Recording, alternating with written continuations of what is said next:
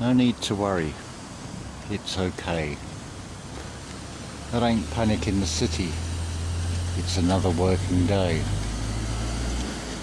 A couple of lines from a song called Walking on the Edge by Dr. Feelgood. Quite sort of appropriate. The last video I made, I sat in this very location, and off the back of that video, while it's uploading, this one's sort of fully formed. So Wilko Johnson, met him a few times. Very interesting guy. It's almost a shame that he is a singer and guitarist and songwriter, that he obviously comes with a bit of stardom, and you don't get the chance to have a really deep, meaningful conversation with someone as interesting as that, but such is life. It's all about contrast, which is why I've picked this scene. Incidentally, I feel that it was when I met Wilko and shook his hand after a concert a few years ago. I felt this electric shock go up my arm, and I knew there was something wrong, and it all transpired. He'd met with those three dreaded words, "You've got cancer." So just as a sort of reminder, and I'll hopefully remember to put the link in the playlist on this one, The Ecstasy of Wilko Johnson. It's a brilliant film if you view it and hear it from the spiritual aspect. Leads me on to something else, and this is all about contrast. It's why I've picked this scene. Anxiety and depression, for example. Now, I'd bought tickets for a Wilko Johnson concert, funny enough, and that was, I think, on the Friday night, and looking forward to it all week. I paid the money for the tickets, and then we get to Friday morning. Yes, still looking forward to going in the evening. As the evening gets close, on comes the onset of anxiety, the fear of going out that front door. So now, from this perspective, I can look back at that anxiety and that depression, and what is it really trying to show me? It's a very early level of this spiritual awakening of, basically, you've got the physical body, you've got the external world, so it's not panic in the city, it's just a normal working day of the system. But you've got to overcome that and force yourself to do something you don't really want to do. Now we've moved into the mental with the depression and the anxiety, so where are you going to draw the strength from? Well, you've got your spirit, your essence. So you find the lion, the lamb will lay down with the lion, or the lion will lay down with the lamb. So you've got the gentleness of the lamb and that strength, that tempered strength of the lion to draw upon. That's your soul, your essence. So that is all depression and anxiety really is. And I've used this scene, we're getting a whole lot, look, we're even getting sirens laid on. See, even through the system, the message comes through, it's wonderful. But hopefully this will come out reasonably well. It's always looks worse through the screen, but we've got a road here, and we've got nature, we've got, we've even got one of those things right here, but that's all part of the back scene that we play in.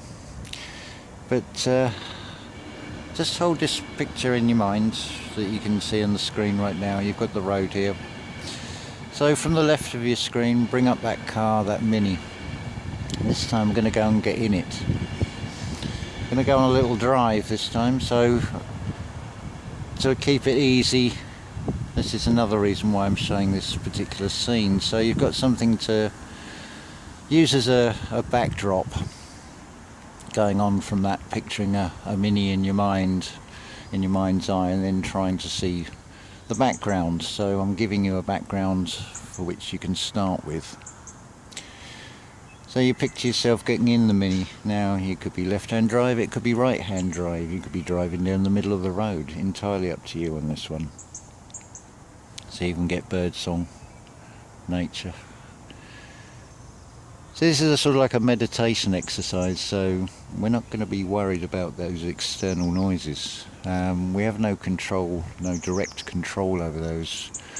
We're here to interact and be as a human being in this realm.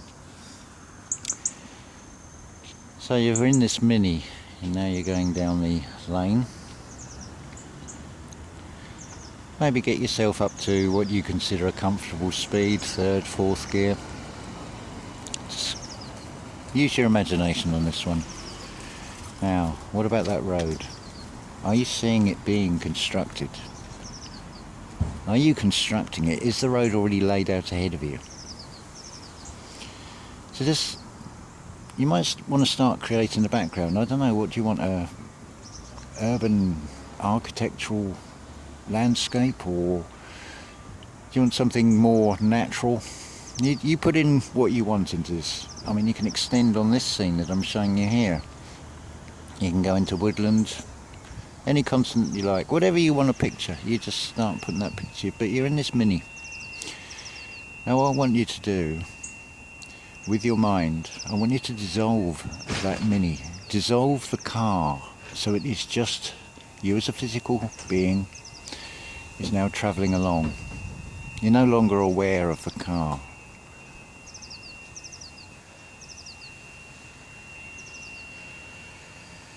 Now, if you feel happy with that, lose your awareness of your physical body.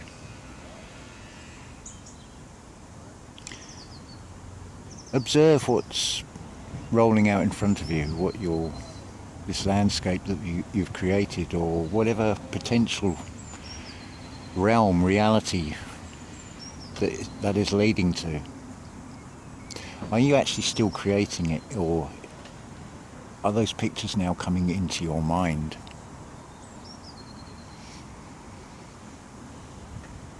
I can't tell you. Only you know what you're seeing, whether you're consciously seeing it, or whether it's something coming into your mind. It's an interesting little exercise, but maybe I'd like to suggest here that you bring back that awareness of that physical body. Now, if you're like me, what happened earlier, I did this sort of like as a rehearsal for this video, and I actually did lose awareness, and I found I wasn't sitting sort of upright as much as I should, and the ache where I'd got bad posture on the back, it came back, but I had lost awareness of the physical body, and I began to lose awareness of this realm, although the physical body was in this realm. So you may like to use that as a sort of a guide, as an experience. You see, you've got the contrast here of nature and the man-made creations, and the contrast in what nature creates and what man creates, which at some point it will need repairing, replacing. Nature does its own version of that. It takes it back in, and then new comes from it. Man does it in a slightly more awkward way. Makes actually more work. But what about that other realm, the other contrast, the one you couldn't see, the one you created in your mind when you went into that Mini? So how many realities, how many realms are there? Now, going back to that Wilko Johnson film, those dreaded words, "You've got cancer." Well, they're just words. Likewise, and this is in part a personal message to some fellow members of the Energy Flow tribe, and we're going through some enormous changes, I think you'll agree. There's a lot of astral influences, a lot of cosmic influences. It's eclipse season after all, and so for these physical bodies to adjust to this upgrade, shall we say, of all of life, all of Earth, it takes its toll. So likewise with the anxiety and the depression, as that is a sort of spiritual message to sort of initiate, to find that inner strength within yourself. Well, if you're getting a cold or flu-like symptoms, don't just assume the narrative story. It can very well be your higher self, the cosmic influences, or whatever you want to call it, is basically telling your body to stop, because it makes the process easier. But because of the nature of this, although it is instant, this is a realm of time, so things take time. It may take more time for the body, the physical body, to adjust than one period of sleep, for example. Even if it's, say, 8 or 9 hours, it may well be longer than that. And so your body is triggered to get you to just rest, to allow the process to go through. And there's nothing actually to worry about if you see, if you change your perspective on things. So with the anxiety and the depression, now seeing it from a perspective of it's getting you to find that in the strength within yourself.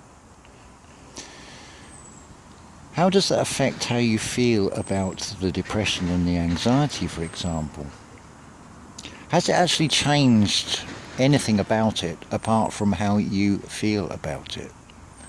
You've just done the opposite, or the same as a narcissist. You have turned the tables, but you've turned things to your advantage because your perspective is now from a positive angle onto it.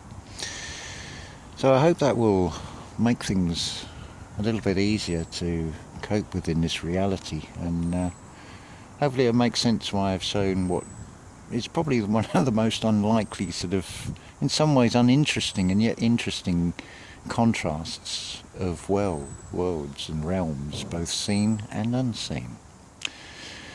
Bit of food for thought for you, or food for not thinking enough, food for reflecting and meditating, and just see what comes into the mind from it.